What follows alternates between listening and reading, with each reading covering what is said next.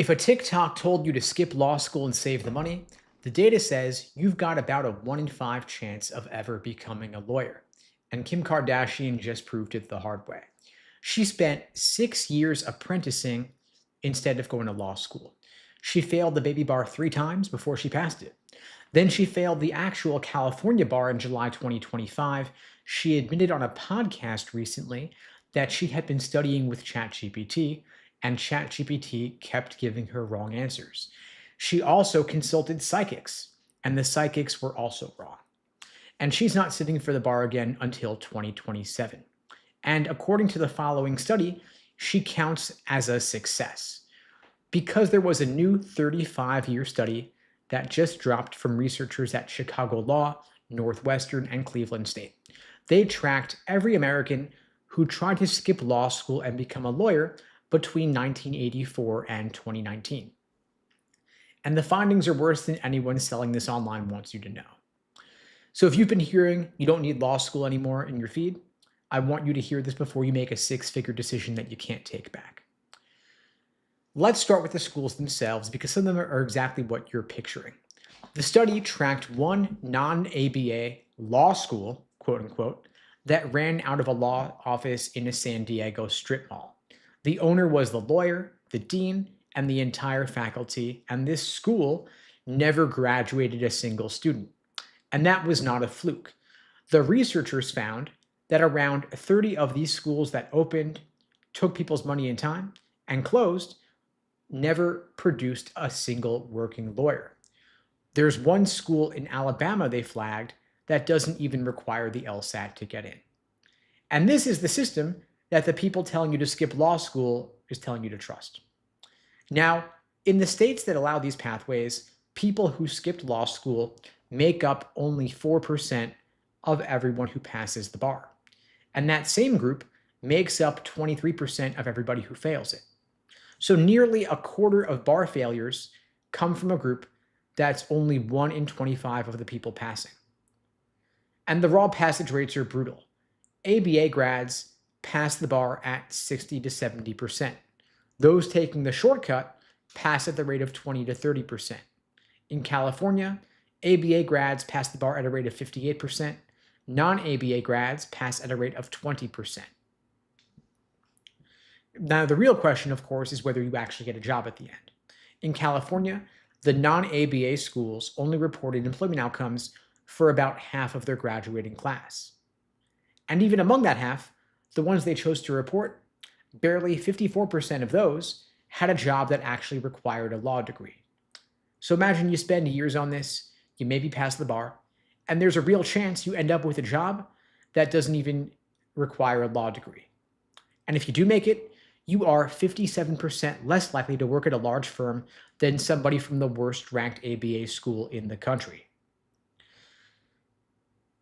Now, if you're sharp, maybe you're pushing back here. You're thinking, maybe these people would have failed anyway. Maybe it's not the school, but it's who enrolled in the school.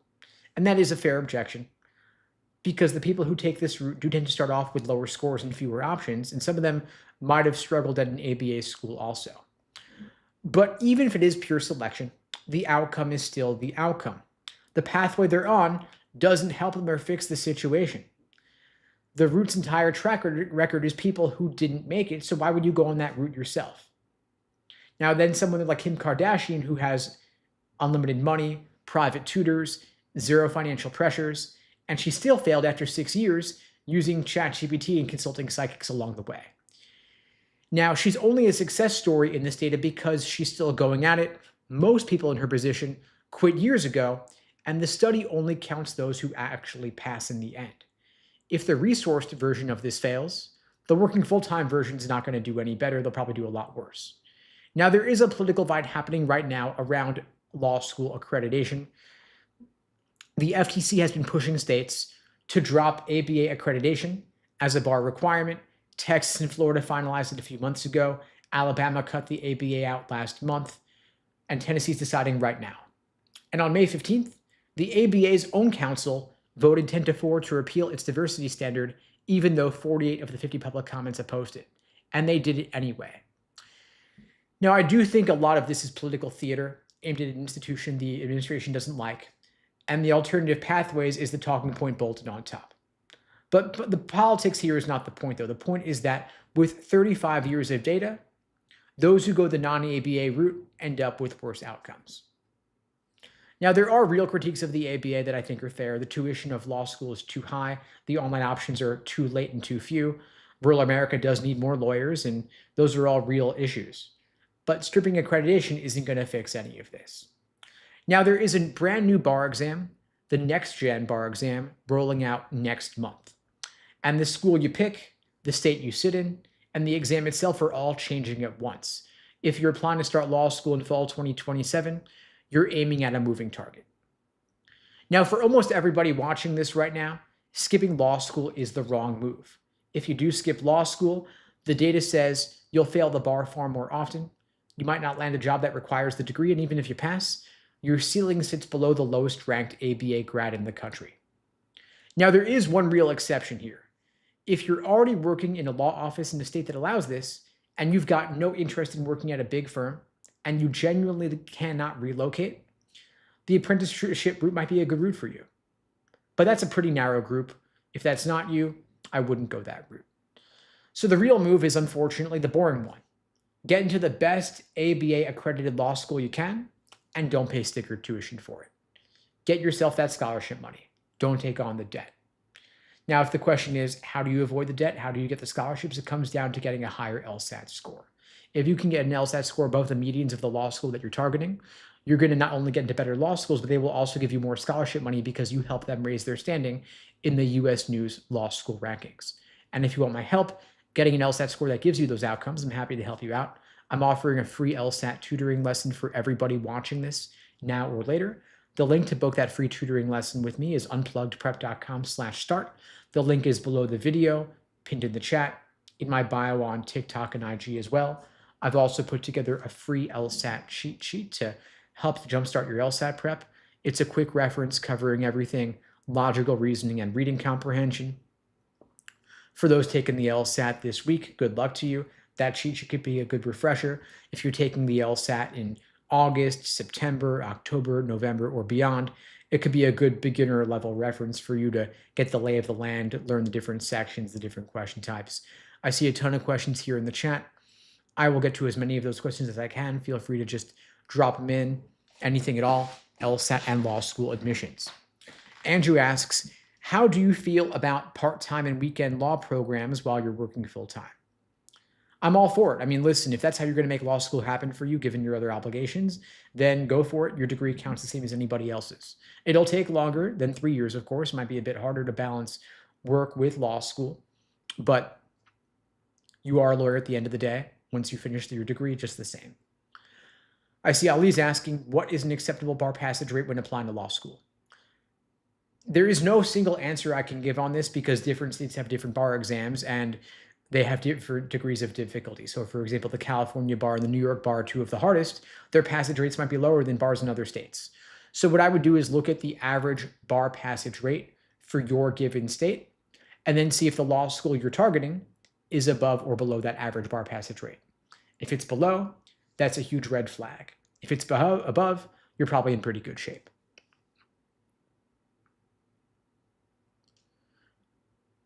I see Jose is asking, if I plan to practice law in Illinois, does it make sense to go to law school in Ohio? Fantastic question. What I would look at is, do those states, are they part of the uniform bar exam? Will they be accepting the next gen bar exam? Because that's an upcoming change. In other words, will they prepare you for the bar exam that you're ultimately going to need to take? It could be okay to go to a law school that doesn't prepare you for that bar exam, but then be aware that you will then need to do some additional prep for your state's bar in particular. But it's a pretty broad range of schools, a pretty broad range of options out there in terms of what the different bar exams are out there. I see a question asking, how long did it take me to improve my LSAT score? So it took me an entire year to go from 152 to 175. If I'd done it properly, I could have done it in just a couple of months because the LSAT is ultimately a test of pattern recognition. If you can spot the tricks and traps on the LSAT, you can avoid them. It all comes down to understanding how the test makers think and seeing it from their perspective. And so part of what I help my students do is study more efficiently so they can avoid making the same mistakes that I did. Now you're wondering, what mistakes did you make, Steve? I think the biggest mistake I made was taking far too many practice tests without reviewing my mistakes in depth. What I should have done is take fewer exams, fewer practice tests, and look at my mistakes more closely. You've got dozens and dozens of real, actual, official LSAT practice exams. They were in books back when I took the LSAT. Now it's online. You could take the practice tests on the LSAC Law Hub platform. They give you 4 practice tests for free with a free Law Hub account. You get the others with a Law Hub Advantage subscription. Well worth the investment. That's where I would start, honestly. Take a practice test, see where you stand, get a baseline. Don't take it as an indication of your potential, though, because it's like a diagnostic in a foreign language. Of course, it's not going to go well. The LSAT's like a foreign language. What you want to do is take that practice test as a baseline, simply from which to measure your later future progress, then use it as fuel and as motivation to establish a strong foundation. Learn the different sections, learn the different LSAT question types. In logical reasoning, for example, you've got strengthen, weaken, flaw, parallel, resolve, and so on. There's also reading comprehension to work on. That's a whole third of the test. Then there's pacing and time management, doing individual sections and full-length exams to build up your endurance. It's a lot to cover. I don't like to make outlandish claims or promise overnight success for those taking the LSAT tomorrow or this week, although I'll wish you good luck if you're in that situation. For those taking the LSAT in 2, 3, 4, 5 months, of course, we've got a lot more time to give you that foundation, give you a proper study regimen. And if you want to talk through what that personalized plan could look like, you can book a free LSAT tutoring lesson with me personally. The link to book that tutoring is unpluggedprep.com/start.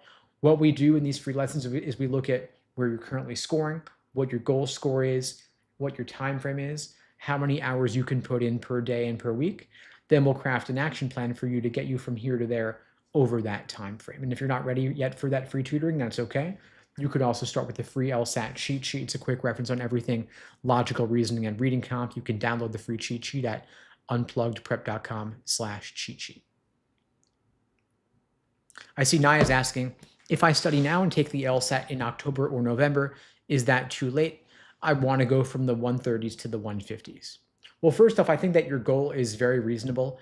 Going from 130s to 150s in 4 to 5 months is totally doable. We've had students do it in much less time.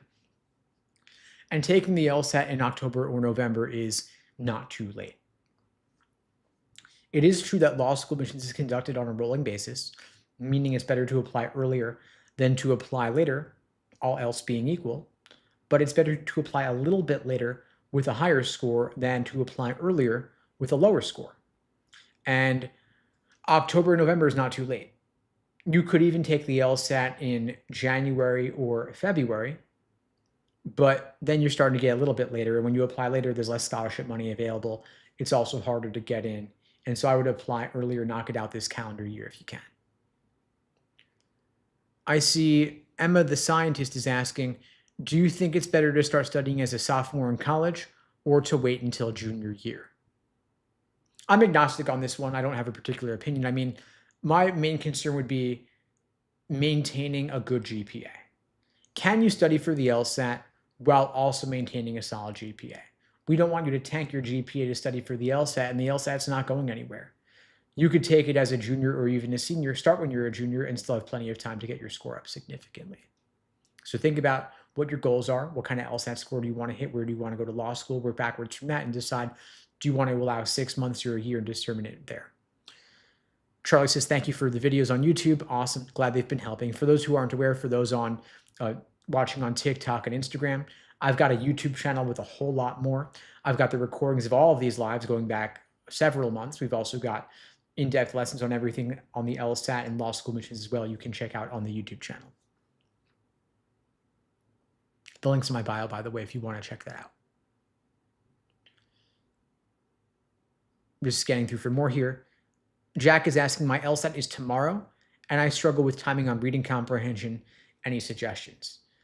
If your LSAT's tomorrow, this is not the time to start trying a new approach. I'm not going to give you last-minute strategy changes because there could be an adjustment period where there's actually a temporary drop. And so if the stress I'm feeling in your question tells me that you're not feeling ready for the LSAT in general. And that's okay. I'm not saying that you're not going to do well. You could still do great.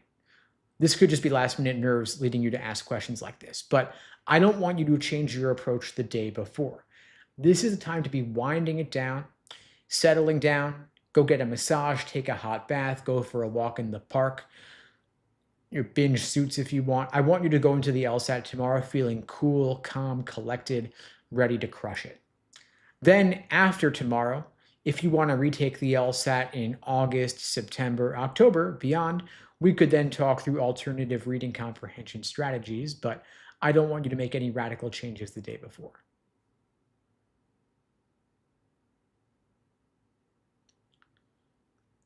See, Carl's asking, is it a good idea for me to take the LSAT next year if I want to apply in the 2029 cycle? Yeah, that's fine. I mean, your LSAT score is good for 5 years. And so you could take it in 2027 or 2028 and it'll still be valid for 2029. One thing worth considering is that the LSAT will likely change in the next couple of years.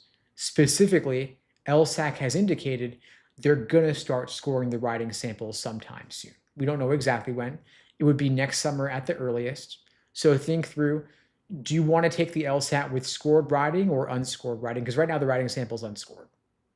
And part of what's made the LSAT easier over the past few years is the removal of logic games, meaning there's less material for you to study. When there's less scored or fewer scored sections, I should say, you can narrow your focus. Like they removed logic games, it's now just logical reasoning and reading comp. Once they start scoring the writing sample, you'll have to study logical reasoning, reading comp, and writing. Right now, the LSAT is, I would argue, the easiest it has ever been because it has the fewest scored sections it has ever had. Only 2 things you got to learn, logical reasoning and reading comp. If you wait to take the LSAT until they score the writing sample, then you'll have to study that also, whereas right now you don't. And so I would recommend for any of you who are planning on taking the LSAT in the next couple of years, take it before they score writing because that's going to be more stuff for you to study.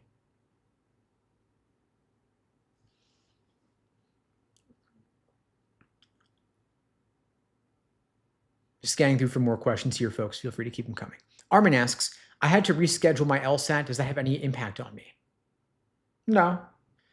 If you withdraw from the LSAT and you reschedule to a later date, law schools will never even know that you were signed up for that LSAT.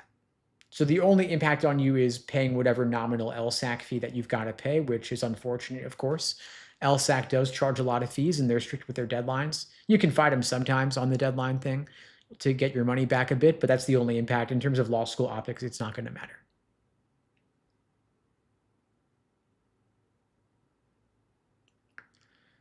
See, somebody with 3 question marks is asking, what do you think is the best strategy for the August LSAT since the format is changing? So for those who aren't aware, the LSAT has been either remote or in person. You've had the option regarding where you take the LSAT, either from home or at a testing center for the past couple of years. Starting in August, the LSAT is going back to in person for virtually everybody. And so your prep needs to change to account for this. You've got to get used to the experience of taking the LSAT in person in a public setting where there are other people around, ambient noise, people walking around, versus the sterile comfort environment of your own home. So I would take some practice tests in a coffee shop, at a library, where there are other people around. They're also changing up the user interface for the LSAT a little bit too. And so for that reason, I would recommend that you take all your practice tests on the LSAC Law Hub platform. That is the only website that replicates the look and feel, the software, the functionality of what test day itself is going to look like. And part of why student scores typically drop 5 to 8 points from their practice tests to the actual exam is because they have not been familiar with the interface, the look, and the feel. And so if you're taking LSAT practice tests out of books or on some third-party unofficial platform, you're in for a little bit of a surprise when test day looks different. So I'd recommend using Law Hub specifically for all your practice going forward and take some practice tests in public settings.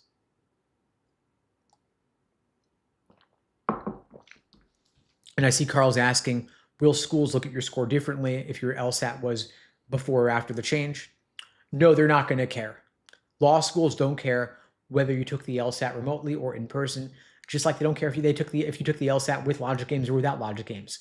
All they care about is that score out of 180, because that's what they've got to report to the American Bar Association, which in turn is where U.S. News pulls their data from for inclusion in the U.S. News Law School rankings.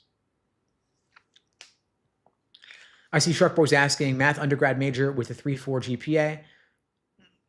If I get a 175, would a T14 be realistic? Okay, so your GPA is on the lower side, but it was in the math major, which of course is harder, less grade inflation there.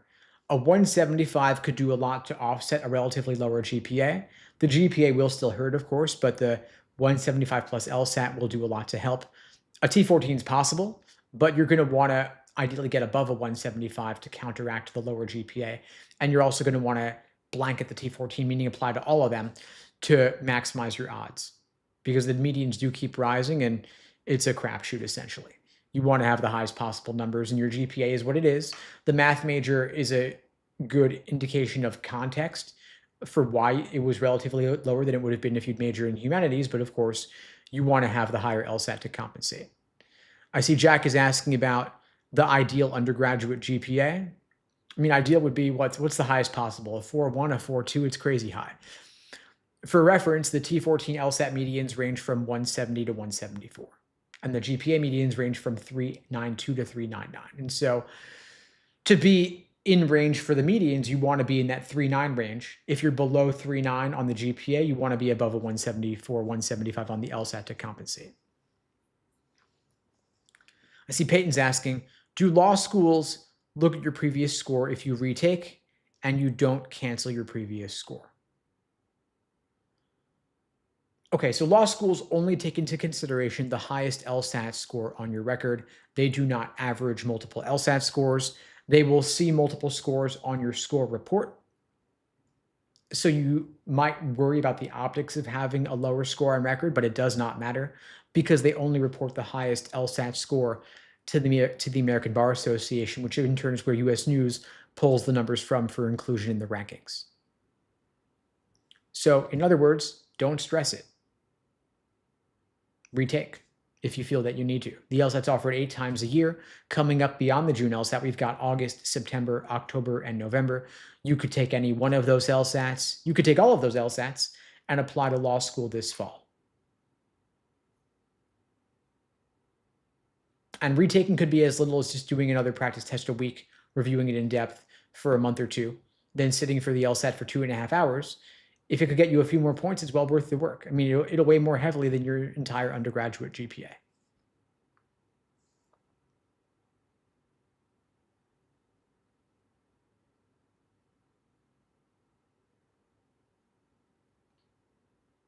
I see Tim is asking, is a 3.7 GPA good? I need to gauge what GPA I want going into university. So a 3.7 GPA is good if it's above the GPA median of the law school that you're targeting.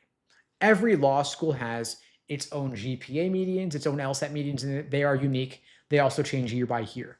There are about 196 American Bar Association approved law schools, 196 of them. Each one has its own GPA median and its own LSAT median. And those medians rise every single year. Every single year, those medians are getting higher because of grade inflation on the GPA side and because of LSAT score inflation on the LSAT side. And so what you want to do is you want to look up the law schools that you're targeting and what their medians are. And then you want to apply with numbers above their medians because the medians are rising every year.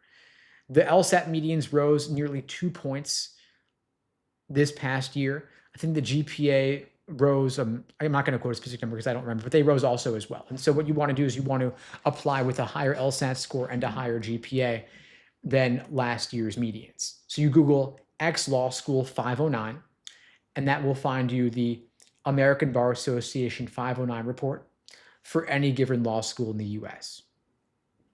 And then if you are below on the GPA median, you want to be above on the LSAT median to compensate. And if you're below on the GPA median, don't stress because it's a lot easier to improve your LSAT than to improve your GPA. Your GPA is a done deal, but your LSAT score weighs more heavily than your undergraduate GPA. And if you're below on the LSAT median, also don't stress because you can retake the LSAT. You can retake the LSAT. You can take it 5 times in 5 years. They've removed the previous, more limiting LSAT retake rules. Used to be you could only take it 3 times in a year. They've since done away with that rule. Now it's 5 times in 5 years, 7 times for life. And if you get a 180, you can't take it again. So, like I said, retake if you feel you need to, especially now. I mean, we're in early June. You could take the LSAT in August, September, October, November. You've got plenty of retake opportunities this year. And what some folks will do is let's say if you're signed up for the June LSAT, you then also sign up for the August LSAT as a backup to mitigate the stress. Worst case scenario, if June doesn't go well, you retake it in August. And if August doesn't go well, you retake it in September. What I would recommend, though, is that if you are considering an LSAT test date, you register for it now, because due to a new LSAT rule, the order in which you register for the LSAT determines the order in which you get to schedule your particular LSAT date and testing center. In other words, first come, first served. The sooner that you register for the LSAT, the sooner you get to pick your specific LSAT day and time and location. And now that the LSAT is back to in-person for almost everybody, it's like musical chairs. Last person to pick, last person standing, doesn't get a good testing center. You don't want to have to travel far on the day of the exam to some remote LSAT center. You don't want to have to get the worst days and times.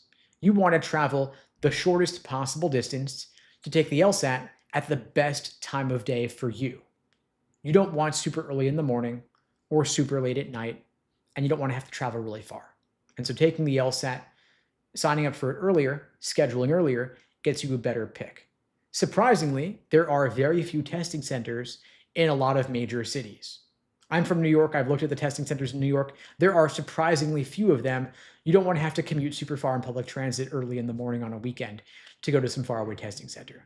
That's stress that you don't need on test day itself. So sign up sooner and schedule sooner.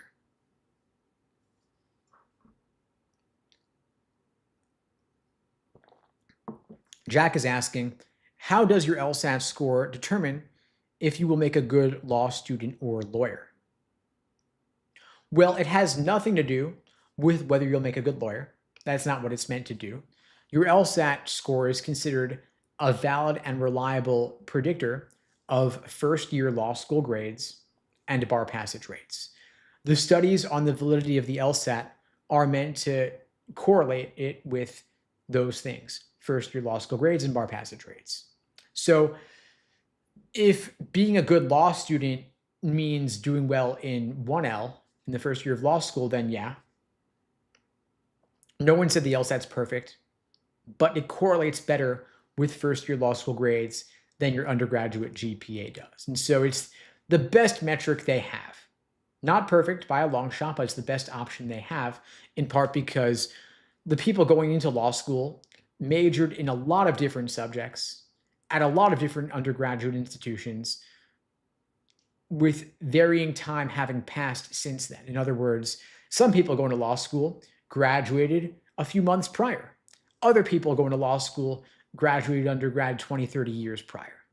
And who you were 20, 30 years ago in undergrad is not who you are today. I mean, for me, it's been like 20 years, and I'm not the same person now that I was back then.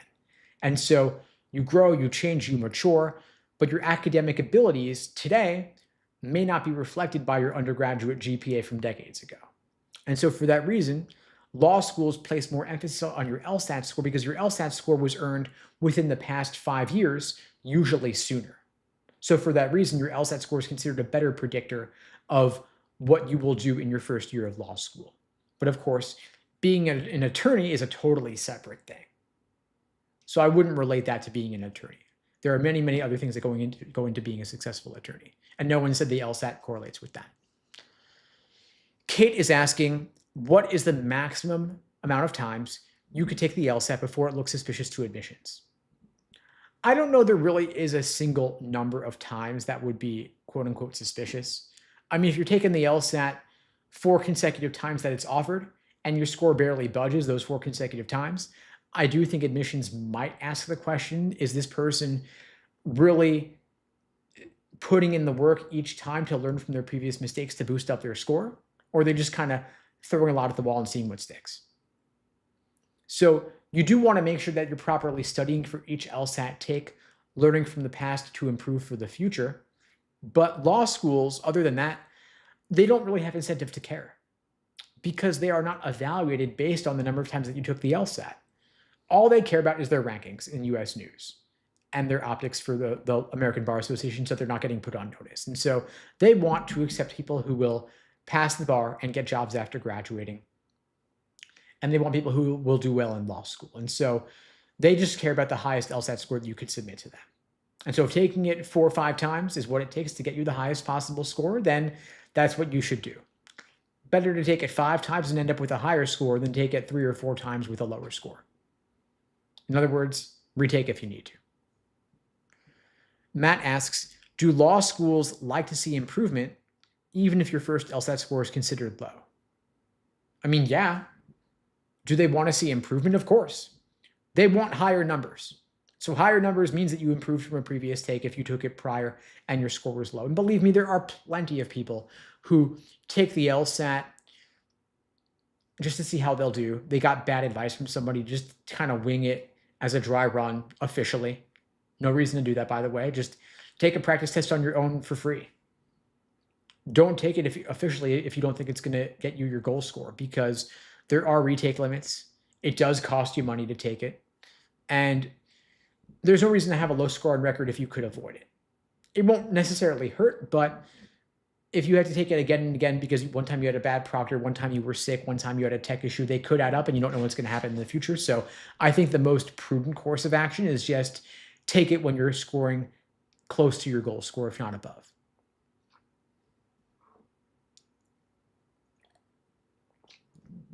I see Whitewater's asking, are LSAT prep classes worth it?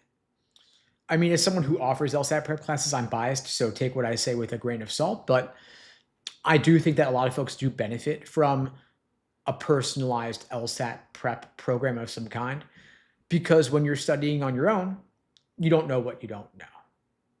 But once you add some support into the mix, there's usually some pretty quick wins and a lot of low-hanging fruit. And so what we do for our students is we set you up with a personalized study plan, laying out exactly what to do every single day from now till your test. That includes when to drill LSAT questions by type, when to do timed sections, when to take full-length timed practice tests as test day approaches. We laid out for you down to the day, considering weekdays versus weekends, holidays, vacations. We set you up with private one-on-one coaching, once or twice a week typically, to give you personalized feedback on what you're getting wrong, why you're getting it wrong, help you avoid making the same mistakes again. You also get live small group sessions in the evening in addition to your one-on-ones, and you get access to our on-demand course. In terms of details and pricing, we could talk through that on the call. I like to personalize every program to the individual student because everyone's got different goals, different time frames, different starting goal points, different availabilities. And so it's not a one size fits all. But if you're taking the LSAT in August, for example, only 2 months away, we'll take a more intensive boot camp style approach. If you're taking it in October, November, January, we'll take a more slow and steady approach. If you want to talk through the particulars, you can book a free LSAT tutoring lesson with me. The link to book that free tutoring lesson is unpluggedprep.com/start. The link is below the video on YouTube, pinned in the chat on YouTube, in my bio on TikTok and IG as well. I've also put together a free LSAT cheat sheet to help you jumpstart your LSAT prep. You can grab that cheat sheet at unpluggedprep.com/cheat sheet. It's a quick reference on everything logical reasoning and reading comp. For those taking the LSAT this week, that could be a good refresher. If you're taking it in the fall or beyond, it could be a good way to get the lay of the land in terms of the different sections and different question types. So grab the cheat sheet, links in my bio, links below the video as well. You can book the free tutoring if you haven't already as well. Happy to meet personally and talk through what your prep options could look like for whenever you're taking the LSAT. And we do focus on the personalized support. It's not a one-size-fits-all like some of the other programs that just give you a login with a bunch of videos. Just scanning through for more questions here. I see Aziz is asking, can international students take the LSAT? Yeah, I mean, anyone can take the LSAT. It's offered worldwide. And so keep in mind that if you are an international student who earned your bachelor's outside the US, law schools do not really consider your undergraduate GPA numerically because they don't know how to interpret it. And so that weight gets transferred onto your LSAT score instead. which could be good news depending on how you look at it, because basically you've got a lot more room to increase your law school admissions odds by getting a higher LSAT score, because the piece of the pie that would have been taken up by your GPA is now taken up just by your LSAT.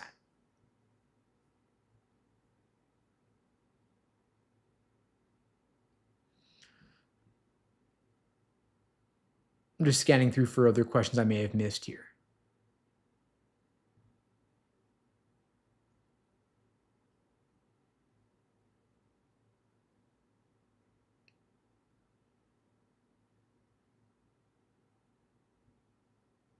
See a lot of ones coming in here. I'm happy to address anything at all that I can. Carl asks, any thoughts on people getting false diagnosis just for the sake of LSAT accommodations inflating numbers? I think that it's a shame that people abuse the system. I honestly put the responsibility on LSAC for not setting up a more rigorous evaluation process, because they were previously really strict about granting extra time. I think the pendulum has swung the other way due to some lawsuits and a consent decree with the federal government. Now the LSAC is too liberal in granting accommodations. And so I think that people will continue to abuse the system because the incentives are there. I don't know a solution to this, unfortunately, how you determine whether someone legitimately has the need or not. I think it's a pretty impossible situation at this stage. And so it kind of gets me wondering, like, should we consider a more radical approach to this? Like, what if LSAC just gave everybody double time on the LSAT? And then it would remove the issue of some people getting double time and others not getting it. If everybody gets it, then that removes the time constraint and it puts people on a more level playing field. And then you could argue that everybody has closer to sufficient time to solve the questions. In other words, I think the system is broken beyond repair at this point. I'm not sure what to do about it, but until they solve it, the scores will continue to rise. And that's, I think, the biggest reason why we're seeing an increase in LSAT medians. I mean, back in 2012, only 46% of extra time accommodations were granted. 10 years later, it increased to 98% of requests for extra time getting granted. So from 46% to 98%, meaning nearly every single person who requests accommodations gets them. And those are majority of the time extra time on the LSAT. It goes from 35 minutes per section to time and a half being 53 minutes per section, or even up to 70 minutes per section being double time. And law schools don't know whether you got the accommodations or not. So there is a major incentive for folks to go for that.